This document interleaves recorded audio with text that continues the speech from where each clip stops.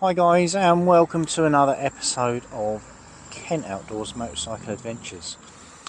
I have left this morning behind me a very rainy and windy Kent, travelled west, and I'm now in Pembrokeshire in Wales, south-west Wales.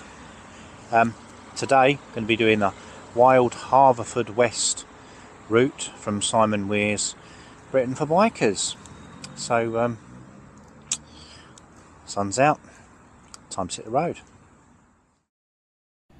From Morrison's, take the second exit on the roundabout to follow the B4329 for 19 miles to the end. Turn left along the A487 to Fishguard.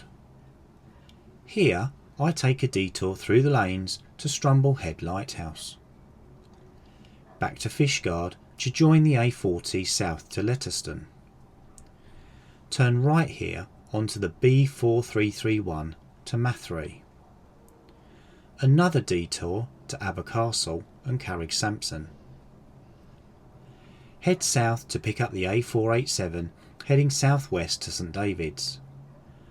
After playing tourist here, use the 487 again heading east all the way back to Haverfordwest.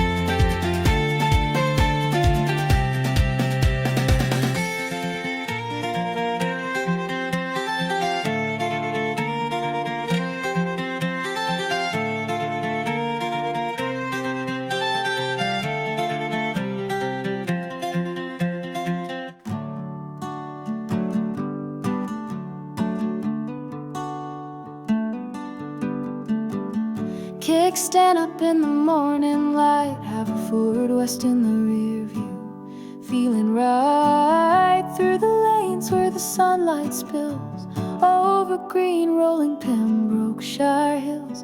The road's alive, I can hear it sing, every gear shifts a silver string. This is the start of a long sweet run, chasing the coast and the rising sun. Wild Haverfordwest, I'm riding from your chest, out where the cliffs meet the ocean's unrest, with the wind in my visor and the sea on my left, to Strumblehead on a day so blessed. Cottages bright, walls dressed in stone, past chapel ruins and fields I've known. Sheep turn heads as I roll on by, while red kites draw circles in a painted sky. It's the taste of salt and the smell of pine, every mile feels like a sacred line. This road's a promise I won't forget, stage one's just begun, there's more to get. Wild Haverfordwest, I'm riding from your chest, out where the cliffs meet the ocean's unrest, with the wind in my visor and the sea on my left, to Strumblehead on a day so blessed. Now the hedgerows thin and the coast grows near, the hum of the waves starts ringing clear. Gorse and brambles, sky so wide, the lighthouse winks from the cliffside. The wind picks up, it pulls me west, toward a place where the wild things rest. And just for a moment I feel it true, this road was always meant to lead me through. One day I'll come back to your arms again, through the rain and the shine, through the loss and the gain. But for now I'll ride where the breakers roar, stage one done, then there's so much more.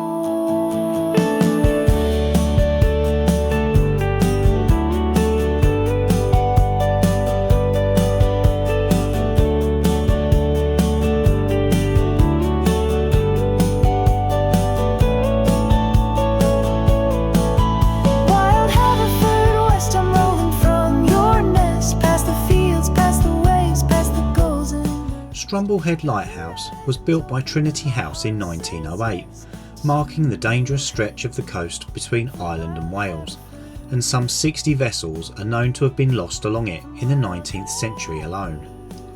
The tower is 17 metres tall and the light shines 45 metres above the average high tide thanks to the cliffs. stage one begins.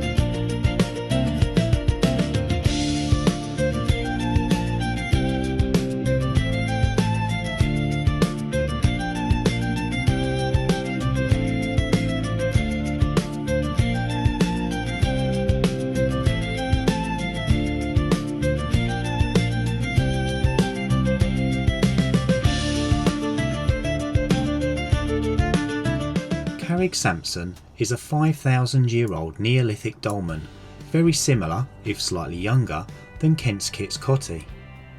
Legend has it that St Sampson placed the capstone in position using only his little finger.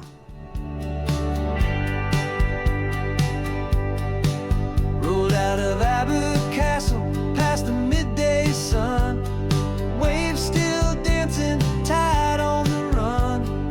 Carrick Sampson standing proud and wide like time itself on the cliffside. The heat was rising off the winding road, but the breeze blew cool where the sea had flowed. With a full tank heart and the coast ahead, I rode where the old stone legends tread. Stone and sanctuary, wind and flame riding through sunlight, calling my name from the circle of giants to the bishop's gate. Every mile pulls the hand of fate. Stone and sanctuary, I won't forget this ride between the cliffs and the cathedral wide. The sea's a hymn and the wind's a choir, singing low through the heather and wire. Ruins whisper through the moss and fern. Every stone here has a tale to burn. Cattle stare from the fields of green while I chase down roads I've never seen. There's peace in motion, truth in dust on the sacred path I ride and trust. Past wildflowers blooming by The cathedral as it stands today was begun by Norman Bishop Peter de Leyer in 1181. The central tower collapsed twice over the next century. In the 14th century, Welsh Bishop Henry Gower had it repaired and extended in his remodelling programme. He also commissioned the impressive Bishop's Palace, home to the Bishop of St David's until the Reformation of the 16th century.